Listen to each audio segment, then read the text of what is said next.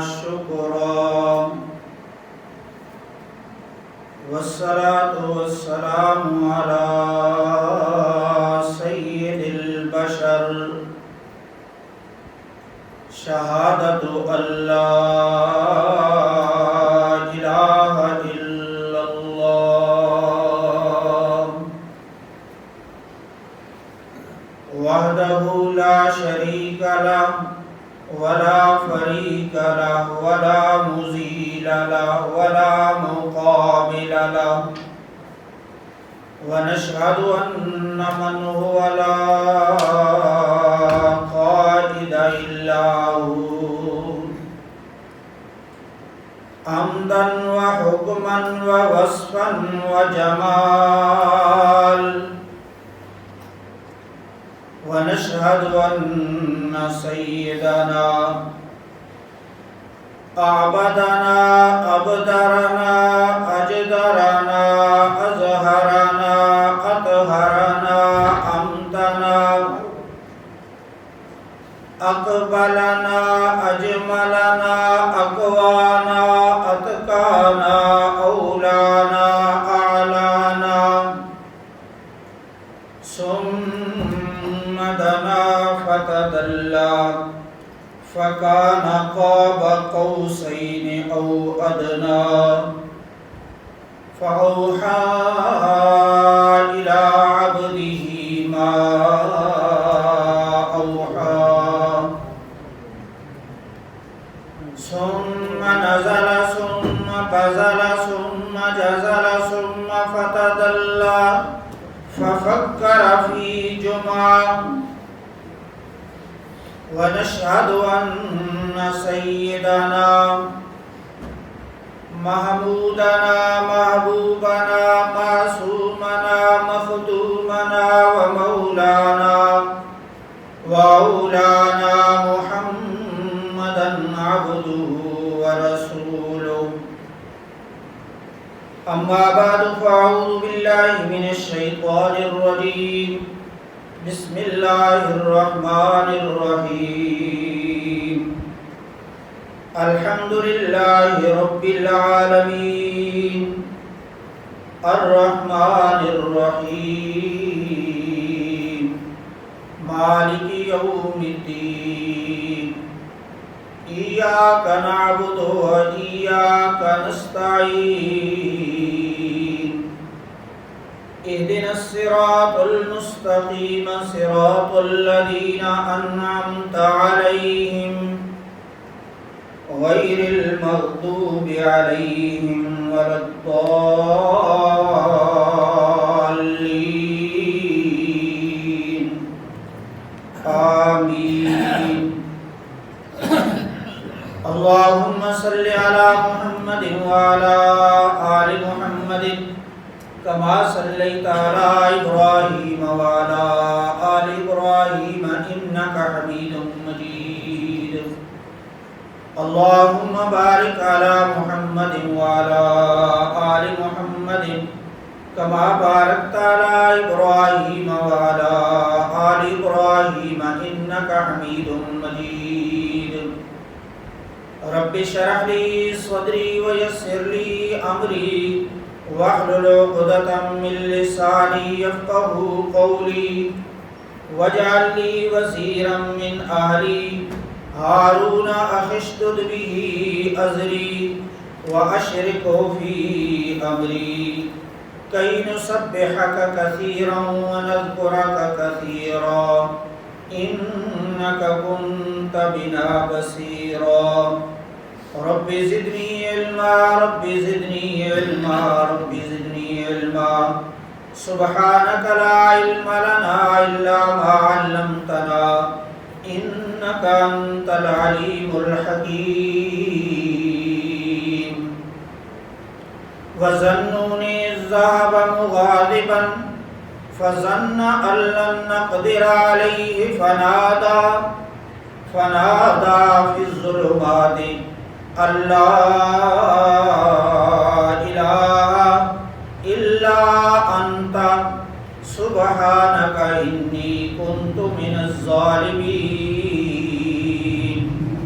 فاستجبنا له ونجيناه من الغم وكذلك ننجي المؤمنين وزكريا إذ نادى ربه رب لا تذرني فردا وأنت خير الوارثين وأيوب إذ نادى ربه أني مسني الضر وأنت أرحم الراحمين فاستجبنا له فكشفنا ما به من ضر وآتيناه أهله ومثلهم معهم رحمة من عندنا وذكرى للعابدين حسبنا الله ونعم الوكيل نعم المولى ونعم النصير فقل حسبي الله لا إله إلا هو عليه توكلت وهو رب العرش العظيم وأفوض أمري إلى الله إن الله بصير بالعباد فوقاه الله سيئات ما مكروا رب أني مغلوب فانتصر رب أني مغلوب فانتصر رب أني مغلوب فانتصر سبحان ربك رب العزة عما يصفون وسلام على المرسلين والحمد لله رب العالمين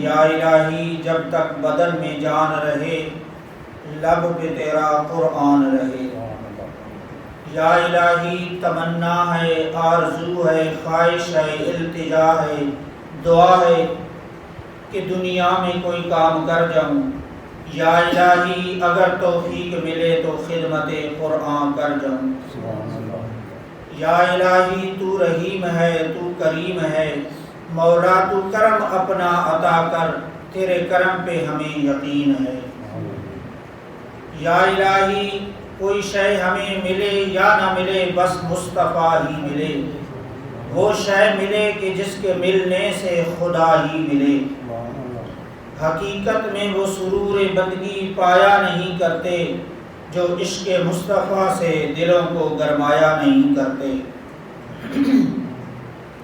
ہوں لاکھوں درود و سلام اس آقا پر بت لاکھوں جس نے توڑ دیے دنیا کو دیا پیغام امن طوفانوں کے رخ موڑ دیے جب سے یہ ذکر نبوی چھڑا ہے سب ذکر جہاں کے چھوڑ دیے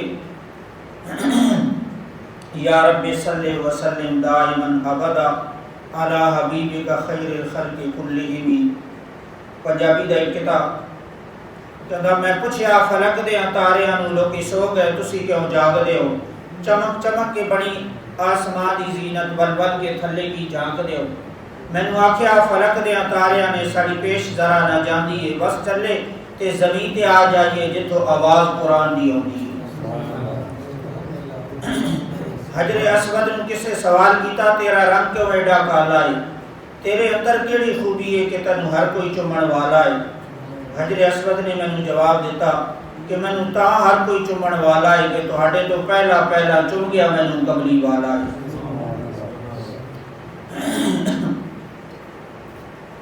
اس ماہ مبارک کے متعلق ایک شاعر کہندا تم کو شکوہ ہے کہ ہمارا مدعا ملتا نہیں دینے والے کو گلہ ہے کہ گدا ملتا نہیں بے نیازی دیکھ کر بندے کی کہتا ہے کریم دینے والا دے کے سے دستے دعا ملتا نہیں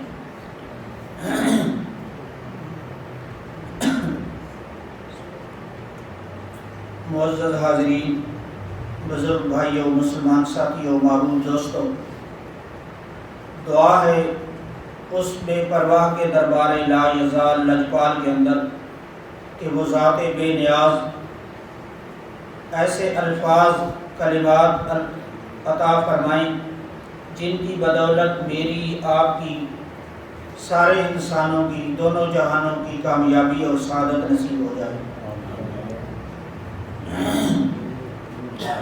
دعا ہے اس بے پرواہ کے دربار لم یزل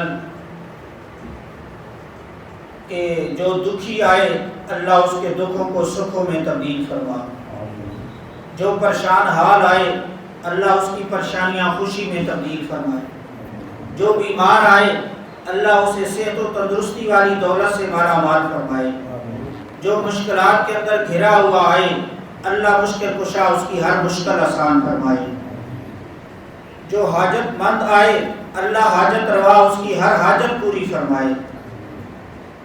اس کے گھر کے اندر رمضان المبارک آج 23واں روزہ ہے اور اپریل کی 14 تاریخ ہے 2023 اور ہجری 1444 ہجری۔ آج ہم رمضان المبارک کا تیسرا جمعہ پڑھ رہے ہیں۔ اس ماہ مبارک کے اندر الحمدللہ 5 جمعے آئیں گے۔ ویسے تو ہر رمضان کے اندر 4 جمعے آتے تھے، لیکن اس جمعے کے اندر چوتھا جمعہ، ہاں ماشاءاللہ جاگ رہے ہو۔ میں تیسرا جان بوجھ کے کیسی کوئی جواب آتا نہیں، لیکن سامعین میرے ماشاءاللہ بیدار ہیں۔ آج چوتھا جمعہ ہے رمضان المبارک اور 5 جمعے آئیں گے ماشاءاللہ اس ماہ مبارک کے اندر۔ دعا ہے کہ اللہ رب العالمین ہمیں اپنی زندگی میں یہ رمضان المبارک اور یہ جمعے یہ سعادت ہمیں نصیب فرمائے اور اس کے اندر عبادات ٹھیک طریقے سے ہمیں کرنے کی اللہ توفیق عطا فرمائے۔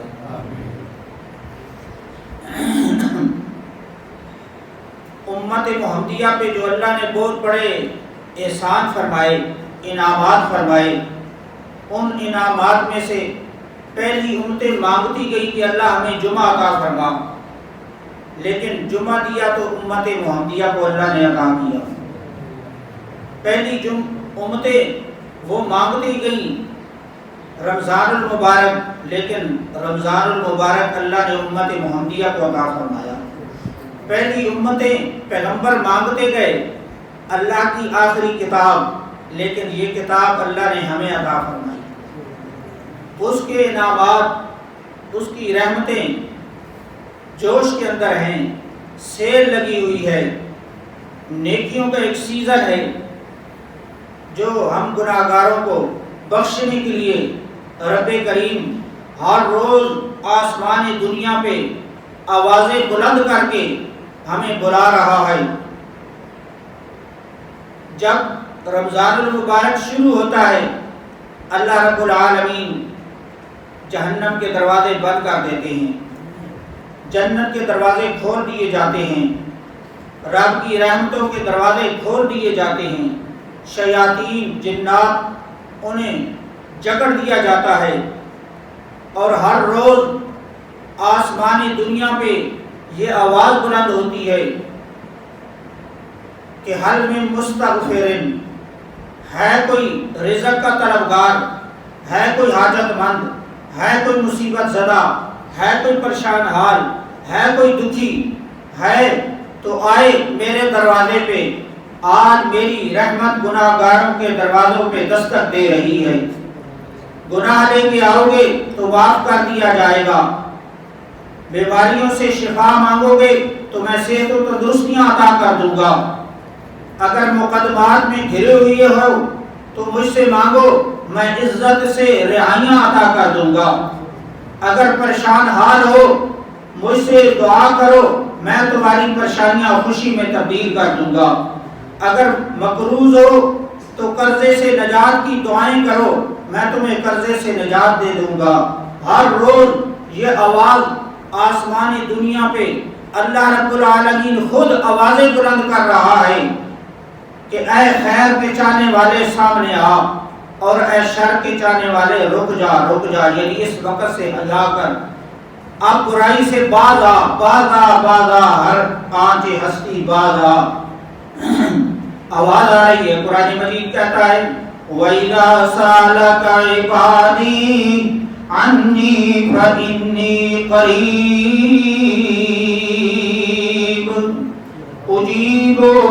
أجيب دعوة الداعي إذا دعان فليستجيبوا لي وليؤمنوا بي لعلهم يرشدون۔ اس رکوع کے اندر پہلے بھی روزوں کا ذکر اور فدیے کا ذکر، جو روزہ نہیں رکھ سکتا اس کا بیان، پھر آخر کے اندر بھی روزوں کا بیان، درمیان میں آیت آ گئی کہ وَإِذَا سَأَلَكَ عِبَادِي عَنِّي فَإِنِّي قَرِيبٌ۔ اللہ فرماتے ہیں مجھے پکارو۔ ان آیات کا ربط کیا ہے، جوڑ کیا ہے کہ پہلے بھی روزوں کا ذکر، بعد میں بھی روزوں کا فدیے کا، وَأَتِمُّوا الصِّيَامَ إِلَى اللَّيْلِ، فجر کا، اور درمیان میں اللہ رب العالمین نے یہ آیت بیان فرما دی۔ ایک صحابی نے عرض کیا کہ اللہ کو یا رسول اللہ ہم کیسے پکاریں، آہستہ پکاریں، بلند آواز سے پکاریں، کیسے پکاریں؟ ابھی اس کا سوال ختم ہوا، اللہ رب العالمین نے جبریل امین کو قرآن مجید کا یہ مقام دے کے نازل فرما دیا۔ فرمایا حسینوں میں احسن، جمیلوں میں اجمل، شریفوں میں اشرف، ساری کائنات کا مکھن اور خلاصہ، اس اپنے امتی کو، میرے بندے کو بتا دو کہ انی قریب، میں اللہ بڑا قریب ہوں۔ الہ العالمین تو کتنا قریب ہے۔ دوسرے مقام میں فرمایا وَنَحْنُ أَقْرَبُ إِلَيْهِ مِنْ حَبْلِ الْوَرِيدِ، او بندے میں تو تیری اشارات سے بھی زیادہ قریب ہوں، اتنا قریب ہوں تو پھر آنا مجھے پکارنا۔ سحری کے وقت تو ویسے ہی تو اٹھتا ہے، اس وقت اچھی طریقے سے وضو کر کے دو رکعت نفل توبہ کے پڑھ، دو رکعت نفل توبہ کے پڑھ کے آنسو بہانا تیرا کام، اور مجھے اپنے تقدس اور جلال کی قسم تیرے سارے گناہوں پہ اپنی رحمت کی کلم پھیر دینا میں اللہ کریم کا کام۔ آواز آ رہی انی قریب، میں اللہ بڑا قریب ہوں۔ ہر رات آوازیں اللہ رب العالمین بلند کرتے ہیں کہ او گناہگارو، او سیاہکارو، او بدکارو، آ جاؤ میرے در پہ۔ خصوصاً پھر اس عشرے کی طاق راتیں نبی علیہ السلام نے اس پورے مہینے کے اندر اعتکاف فرمایا۔ پہلے 10 دن اعتکاف فرمایا، آپ کے ساتھ صحابہ بھی اعتکاف وہ بیٹھے ہوئے تھے۔ جب 10 دن مکمل ہوئے تو انہوں نے اپنے بستر سامان گھر بھیج دیا۔ آپ نے فرمایا جو میرے ساتھ بیٹھنا چاہے میں اگلے 10 دن پھر اعتکاف بیٹھنے لگا ہوں، کیونکہ جس چیز کی تلاش میں تھا وہ چیز مجھے نہیں ملی۔ صحابہ پھر آپ کے ساتھ بیٹھ گئے، 20 دن کا اعتکاف فرمایا۔ پھر جب 20 دن مکمل ہوئے آپ نے فرمایا جس رات کی میں تلاش میں تھا وہ مجھے نہیں ملی، میں اگلے 10 دن پھر اعتکاف کروں گا۔ جو میرے ساتھ بیٹھنا چاہے وہ اعتکاف کی نیت کر لے۔ اگلے 10 دن آپ اعتکاف بیٹھے، آپ نے فرمایا الحمدللہ ثم الحمدللہ، اللہ نے مجھے لیلۃ القدر بتا دی، دکھا دی، جس کے لیے میں اعتکاف بیٹھا تھا اللہ نے مجھے بتا دی۔ آپ مسجد نبی کے اندر لیلۃ القدر بتانے کے لیے تشریف لائے، آپ نے وہ پردہ لگایا ہوا تھا، وہاں سے حجرے سے آپ اٹھ کے آئے۔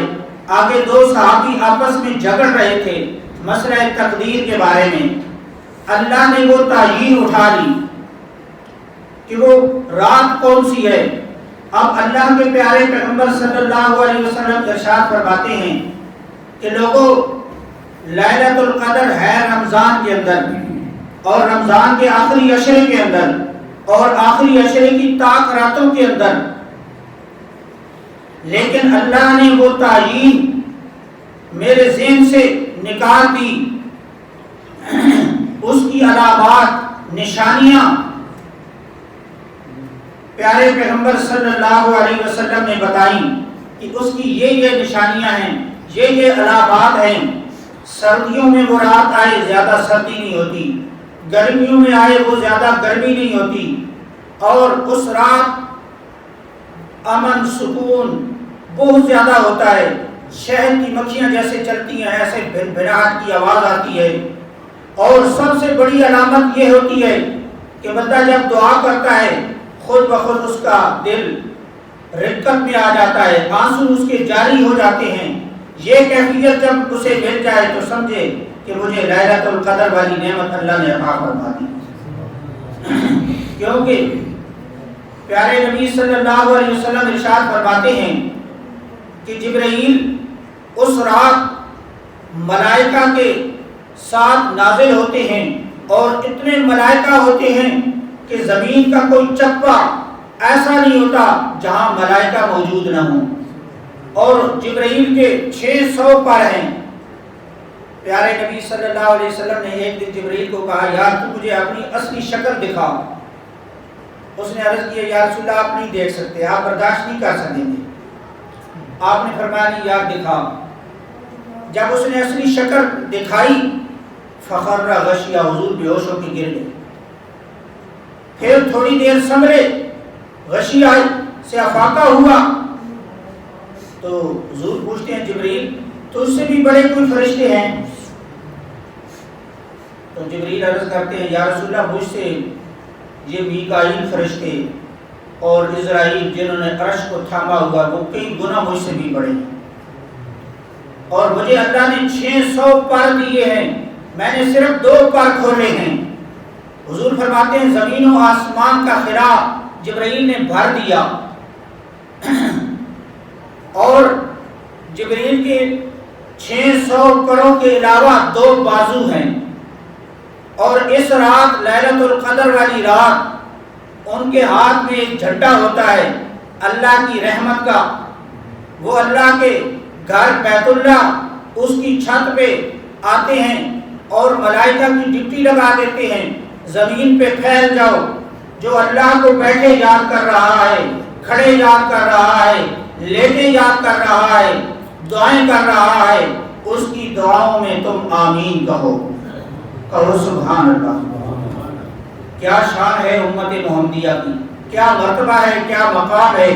حضور 4 بنی اسرائیل کے عابد و زاہدوں کا ذکر کر رہے تھے، راہبوں کا، کہ انہوں نے آنکھ جھپکنے کی دیر 80 سال عبادت کی، رب کی بغاوت نہیں کی، نافرمانی نہیں کی، اور اتنی عبادت کی صحابہ حیران ہو گئے، پریشان ہو گئے کہ اللہ کے پیغمبر ہماری تو اتنی عمریں ہی نہیں، ہم ان کے مقام اور مرتبہ کو کہاں پہنچ سکتے ہیں۔ یہ پریشان ہوئے۔ اللہ نے قرآن مجید سورہ دخان اس کی آیت نمبر 2 سے لے کے آگے آیات ساری نازل کر دی۔ فرمایا انا انزلناہ فی لیلۃ مبارکۃ انا کنا منذرین فیہا یفرق کل امر حکیم امرا من عندنا انا کنا مرسلین رحمتا من ربک انہ هو السمیع العلیم۔ یہ سورۃ دخان 25واں پارہ، اس کی آیت نمبر 2 سے لے کے 6 آیات اور آگے ایک پوری سورت اللہ کریم نے نازل کر دی۔ فرمایا انا انزلناہ فی لیلۃ القدر وما ادراک ما لیلۃ القدر لیلۃ القدر خیر من الف شہر تنزل الملائکۃ والروح فیہا بإذن ربهم من کل امر سلام ہی حتی مطلع الفجر۔ رب کائنات نے جبرائیل امین کو یہ مقام قرآن مجید کا دے کے نازل کر دیا اور فرمایا اپنی امت کو بتا دو جو آدمی اس رات عبادت کرے، ریاضت کرے، اللہ سے مانگے، اللہ رب العالمین اس ایک رات کا ثواب فرمایا انا انزلناہ فی لیلۃ القدر، لیلۃ القدر کیا رات ہے، شب قدر کیا ہے؟ فرمایا وہ شب قدر آپ کو کیا معلوم کہ اس کے اندر ہم نے قرآن مجید نازل فرمایا۔ کیا نازل فرمایا؟ قرآن مجید۔ گویا اس صورت کے اندر یہ بتایا جا رہا ہے کہ اس رات کو جو عظمت ملی، شان ملی، مقام ملا، وہ قرآن مجید کی وجہ سے ملا۔ لوح محفوظ سے آسمان دنیا پہ اللہ رب العالمین نے اس قرآن مجید کو منتقل کیا، پھر وہاں سے بتدریجاً تھوڑا تھوڑا حسب ضرورت پیارے نبی صلی اللہ علیہ وسلم پہ 23 سال کی عمر میں مکمل فرمایا۔ اس رات کی جو فضیلت بیان کی گئی وہ قرآن مجید کا نزول، اس ماہ مبارک کی جو شان وہ قرآن مجید کا نزول، شہر رمضان الذی انزل فیہ القرآن، اس مہینے کے اندر جو عبادات، اس کی فضیلت کہ آپ فرض پڑھیں تو 70 فرائض کا ثواب ملے۔ ایسے سمجھیں کہ ایک سیل لگی ہوئی ہے نیکیوں کی، جیسے ایک بندہ کاروبار کرتا ہے، اس کو پتہ ہے 1 کروڑ کے جگہ مجھے 70 کروڑ کا منافع مل رہا ہے، وہ اپنی جائیداد بھی، مکان بھی بیچ کے اپنے کاروبار میں لگا دے گا۔ یہاں اللہ رب العالمین نے قرآن کی برکت سے ایک نیکیوں کی سیل لگا دی۔ آپ نوافل پڑھیں، سنت پڑھیں تو فرض کے برابر اللہ آپ کو ثواب عطا فرمائے گا، اور فرض پڑھیں تو 70 فرائض کا ثواب عطا فرمائے گا۔ اور اس رات کے اندر آپ ایک دفعہ سبحان اللہ پڑھیں، ایک آدمی 1000 مہینوں میں سبحان اللہ پڑھتا ہے، اور ایک آدمی صرف اس ایک رات ایک بار سبحان اللہ کہتا ہے۔ قرآن کہتا ہے من خیر، اس ایک بار کا کہنا یہ 1000 مہینوں سے بھی زیادہ ثواب لے گا۔ ایک آدمی 1000 مہینے 84 سال سے بھی زیادہ عبادت بنتی ہے، وہ 84 سال تک عبادت کرتا رہا، ریاضت کرتا رہا، اللہ کو پکارتا رہا، اعتکاف کی حالت میں، رکوع کی حالت میں، مناجات کی حالت میں۔ اور ایک آدمی خوش نصیب جیسے یہ رات اللہ نے نصیب کر دی، اسے تھوڑی دیر عبادت کرنے کا اور دعا کرنے کا، توبہ کرنے کا، اللہ سے معافیاں مانگنے کا موقع مل گیا، یہ 1000 مہینوں سے زیادہ سبقت لے گیا۔ یہ برکت ملی تو قرآن کی وجہ سے، یہ اعزاز ملا تو قرآن کی وجہ سے۔ جبرائیل امین اس رات نازل ہوتے ہیں اور 600 پروں کے علاوہ 2 اپنے بازو ہیں جبرائیل کے، وہ پر بھی کھولتے ہیں اور وہ بازو بھی کھولتے ہیں، اور ان رحمت کے بازو پہ پورے کائنات کو سمیٹ لیتے ہیں۔ اور کائنات کے جو انسان اللہ کو یاد کر رہے ہوتے ہیں ان کی دعاؤں میں وہ آمین کہتے ہیں۔ یہ لیلۃ القدر، قضاء و قدر کے فیصلے اسی رات ہوتے ہیں، موت و حیات کے فیصلے اسی رات ہوتے ہیں، انسانوں کے رزق اسی رات تقسیم ہوتے ہیں، خوش نصیبی بد نصیبی اسی رات لکھی جاتی ہے۔ آپ تھوڑی سی تکلیف کر لیا کریں، مشقت برداشت کر لیں، آپ کی وہ تھکاوٹ، وہ مشقت، وہ تو آپ کی دور ہو جائے گی، ختم ہو جائے گی، لیکن جو اجر ہے وہ قیامت کی صبح تک آپ کے نامہ اعمال میں لکھا جا چکا ہے۔ اللہ رب العالمین کل قیامت والے دن جب آپ کی آنکھ بند ہوگی دیکھیں گے وہ نامہ اعمال کے، حیران ہوں گے ملائکہ بھی اور میدان محشر والے بھی کہ یہ نیکیاں کہاں سے لے کے آئے۔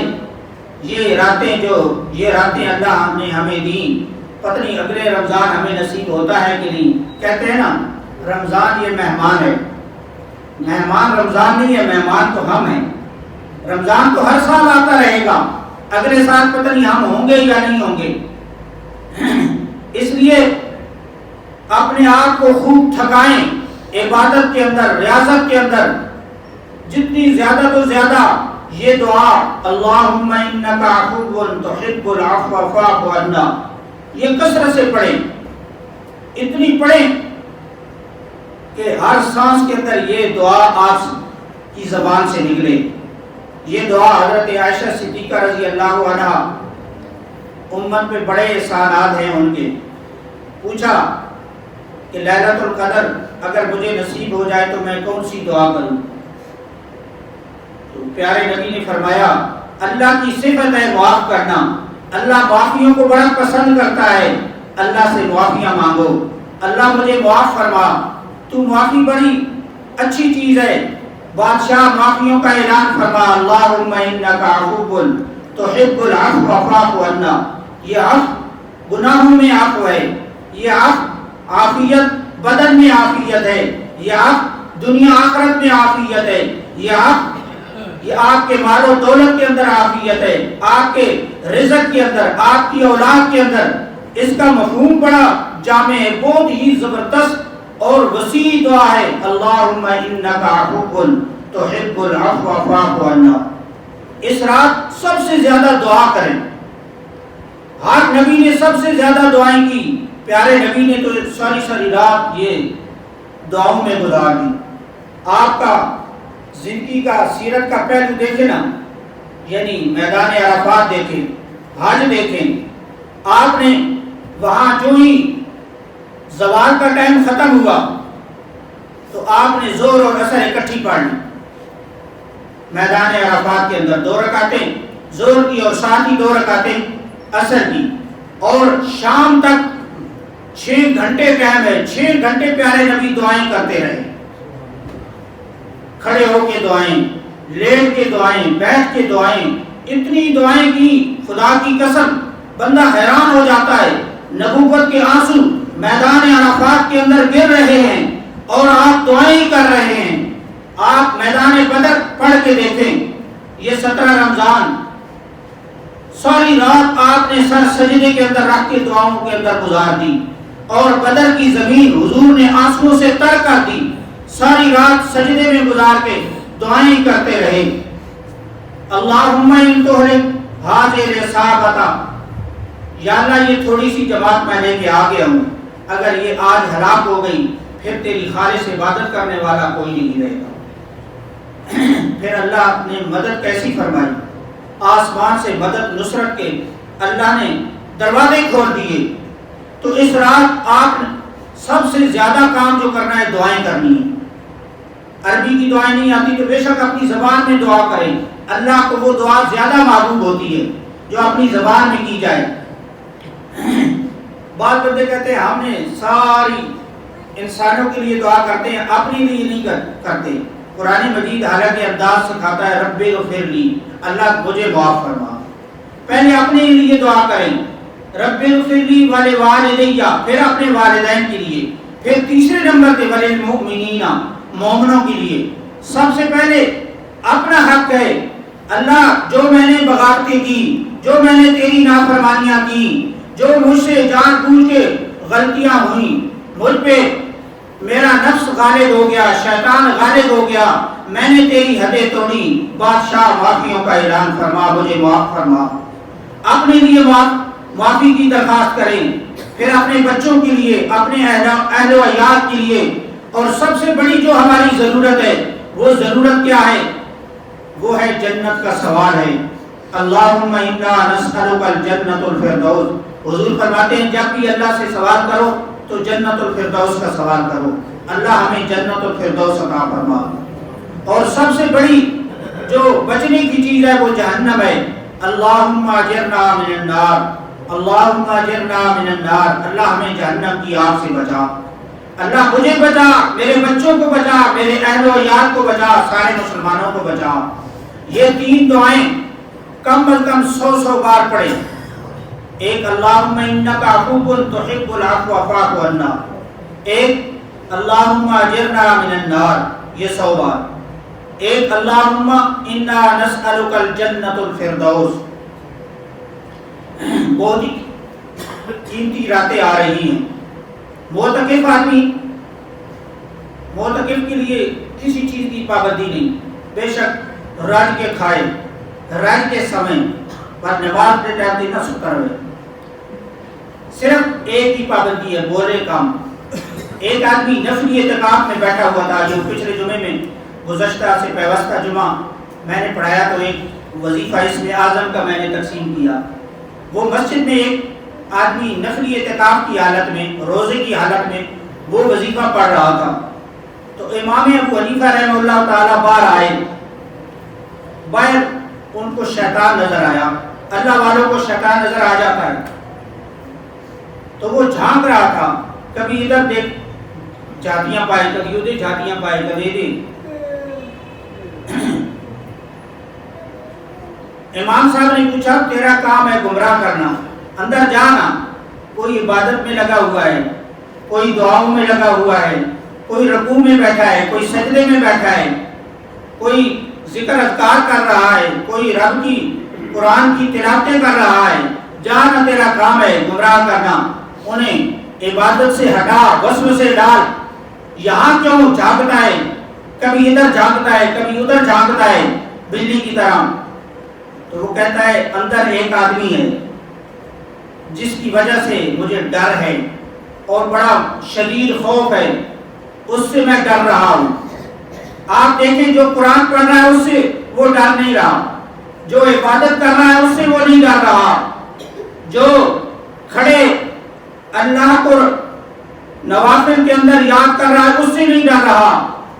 کس سے ڈر رہا ہے؟ روزے کی حالت، اور روزہ بھی نفلی ہے. کہتا ہے روزے کی حالت میں یہ بندہ سویا ہوا ہے اور سوئے ہوئے یہ جو سانس نکال رہا ہے یہ مجھے توپ کے گولے سے بھی زیادہ تیزی سے لگ رہے ہیں، اور اندر میں جاؤں تو مجھے جلا کے راکھ کر دیں گے. یہ تو ہے نفلی روزے کی حالت. آپ لوگ خوش قسمت ہیں، آپ تو فرضی روزہ رکھ رہے ہیں. فرضی روزے کا تو مقام ہی بڑا ہے، مرتبہ ہی بڑا ہے. پھر اعتکاف کی حالت میں جو بندہ اللہ کو یاد کرتا ہے اس کا مقام ہی بڑا ہے. باہر جتنی بھی باتیں ہو رہی ہیں ساری باتوں کا وہ ثواب لے رہا ہے. جو آدمی نماز جنازہ پڑھ رہے ہیں، ایک آدمی نماز جنازہ پڑھے تو 2 کی رات کا ثواب لے کے آتا ہے.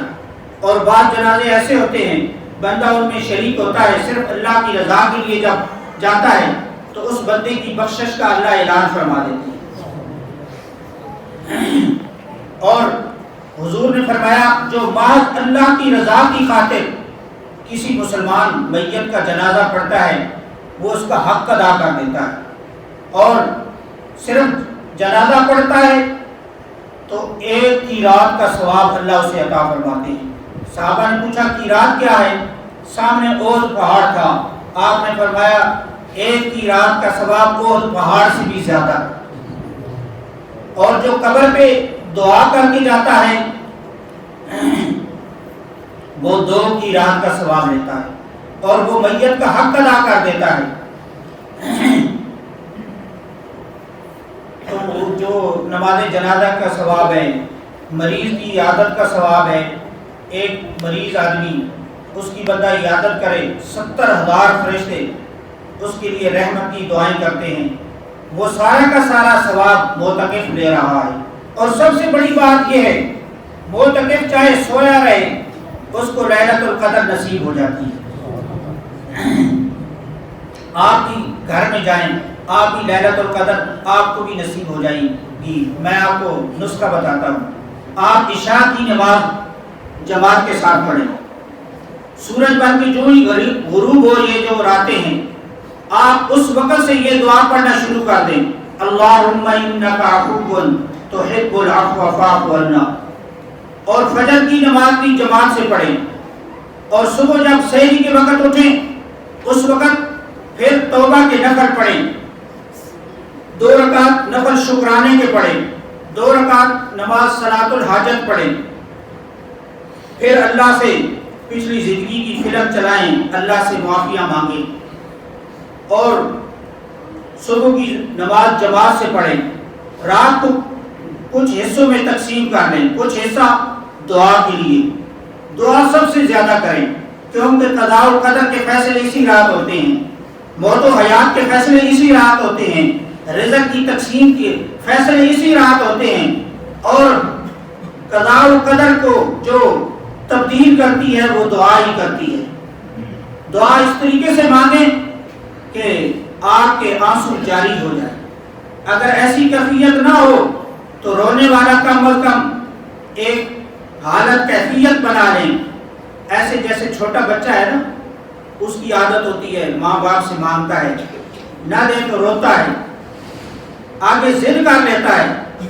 اللہ سے ایسے مانگیں اور دل حاضر کر کے مانگیں، خشوع خضوع سے مانگیں، سب سے زیادہ دعا مانگیں. پھر اس رات کو چونکہ فضیلت ملی ہے اللہ کے قرآن کی وجہ سے، پھر قرآن مجید جتنا ہو سکے پڑھیں. 1 پارہ توفیق ہے، 2 پارے، 4 پارے، جتنی بھی اللہ توفیق دے وہ پڑھیں. نوافل پڑھیں، شکرانے کے پڑھیں، حاجات کے پڑھیں، توبہ کے پڑھیں. کچھ دیر آرام بھی کر لیں. کوئی ضروری نہیں کہ ساری رات ہی آپ جاگتے ہیں. یہ تو بڑی خوش قسمتی ہے، سعادت ہے کہ آپ ساری رات ہی جاگ رہے ہیں، جاگ کے گزار دیں. لیکن اگر سو بھی جائیں، صبح پھر شرط ہے کہ نماز کے ٹائم نہ سوئے رہیں، بلکہ نماز جماعت کے ساتھ آ کے پڑھیں. تو انشاءاللہ لیلۃ القدر والی نعمت اللہ آپ کو نصیب فرما دے. تو میں عرض کر رہا تھا کہ اس رات کو شان ملی تو قرآن کی وجہ سے. اللہ فرماتے ہیں انا انزلناہ فی لیلۃ مبارکۃ انا کنا منذرین فیہا یفرق کل امر حکیم امرا من عندنا انا کنا مرسلین رحمتا من ربک انہ هو السمیع العلیم. اللہ فرماتے ہیں آدم سے لے کے عیسیٰ تک ہر پیغمبر کے دل کی تختی کو میں نے دیکھا. مجھے نوح کی تختی بھی نظر آئی، عیسیٰ کی دل والی تختی بھی نظر آئی، موسیٰ کلیم اللہ کے دل والی تختی بھی نظر آئی. تمام انبیاء سے اعلیٰ تختی نظر آئی تو مجھے محمد مصطفیٰ کے دل والی تختی نظر آئی. وہاں سے قرآن مجید میں نے منتقل کر کے محمد الرسول اللہ کے نزل به الروح الامین علی قلبک لتکون من المنذرین. حضور کے قلب اطہر پہ نازل فرما دیا. اور کب نازل فرما دیا؟ فرمایا لیلۃ القدر والی رات میں نازل کیا. کون سا مہینہ تھا؟ مہینہ رمضان کا. اور اس رات فرمایا اس رات کی شان اتنی بلند و بالا میں نے کی. فرمایا ایسی راتیں جن راتوں کے اندر نبی دولہے بن کے آئے، ایسی راتیں جن راتوں کے اندر نبیوں کی مائیں خوشیاں کریں، ایسی راتیں جن راتوں کے اندر نبی کی سیج بچھائی جائے، ایسی راتیں جن راتوں کے اندر نبی پیدا ہوں، ایسی راتیں ہزاروں جمع ہو جائیں. اس رات کا مقابلہ نہیں ہو سکتا جس رات اللہ نے قرآن محمد جوان پہ نازل فرمایا. اللہ رب العالمین ہمیں قرآن پڑھنے کی توفیق عطا فرمائے. وآخر دعوانا الحمدللہ رب العالمین.